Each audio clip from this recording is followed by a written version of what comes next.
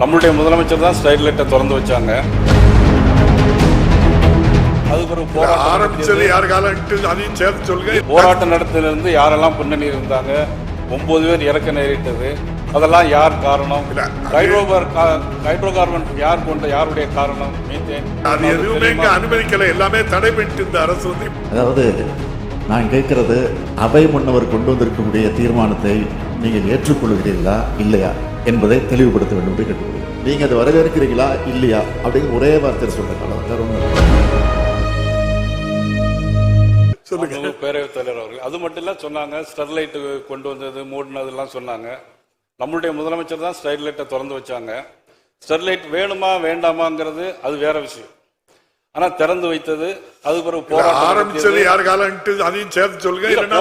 போராட்டம் நடத்துறதுக்கு போராட்டம் நடத்திலிருந்து யாரெல்லாம் பின்னணி இருந்தாங்க, 9 பேர் இறக்க நேரிட்டது, அதெல்லாம் யார் காரணம்? ஹைட்ரோ கார்பன் யார் கொண்ட, யாருடைய காரணம்? மீத்தேன். மாண்புமிகு உறுப்பினர் வேலு எதுவுமே அனுமதிக்கல, எல்லாமே தடை பண்ணிட்டு இந்த அரசு வந்து. இப்ப நீங்க இந்த டங்ஸ்டனுக்கு வாங்க, உங்க கருத்தை சொல்லுங்க. மாண்புமிகு நீர்வளத்துறை அமைச்சர் கொண்ட தீர்மானத்தின்படி நாங்களும் ஏற்கனவே இது குறித்து மாண்புமிகு மத்திய அமைச்சர் கிஷன் ரெட்டியிடம் பேசியிருக்கிறோம். ஆக நல்ல செய்திகள், மக்களுக்கு மகிழ்ச்சிகரமான செய்திகள் வரும் என்பதை எதிர்பார்க்கிறோம். நன்றி, வணக்கம். மாண்புமிகு முதலமைச்சர் அவர்கள். மாண்புமிகு பேரவைத் தலைவர்களே, பாரதிய ஜனதா கட்சியை சார்ந்த திரு நயனா நாகேந்திரன் அவர்கள் ரொம்ப அழகாக பேசியிருக்கிறாரு.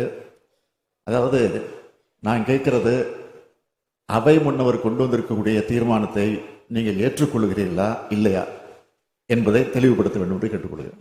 அந்த தீர்மானத்தை எல்லா கட்சி தலைவர்களும் இது வரைக்கும் பேசின அத்தனை பேரும் வரவேற்றிருக்கிறாங்க. நீங்க அதை வரவேற்கிறீங்களா இல்லையா அப்படிங்கிற ஒரே வார்த்தை சொல்றீங்க. வேற ஒண்ணு இல்லை. மாண்புமிகு உறுப்பினர் நயனா நாகேந்திரன் அவர்கள். மாண்புமிகு பேரவைத் தலைவர் அவர்களே, அந்த பகுதி மக்களுக்கு பாதிப்பில்லாத வகையில் கொண்டு வந்திருக்கிற தீர்மானத்திற்கு நாங்கள் ஏற்கனவே பேசியிருக்கிறோம். மக்களுக்கு நல்ல செய்தி வந்து சேரும்.